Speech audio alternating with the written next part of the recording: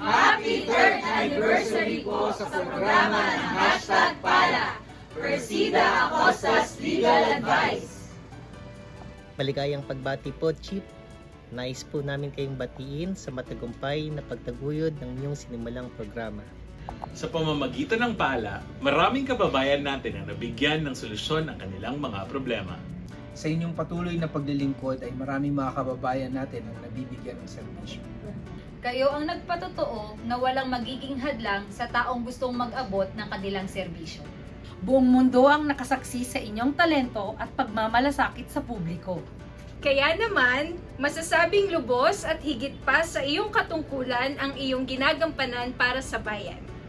Tunay na kayo ang nagiging gabay tungo sa kabutihan. Salamat po sa pagiging tapat sa inyong tungkulin at adhikain. Karapatan ng bawat isa ang inyong mithiin. Kayo po, Chief, ang nagbibigay liwanag para sa bawat isa. At tunay na tagapagtanggol ng hustisya. Muli po, happy anniversary po sa #Pala, ang programang nagbibigay pag-asa.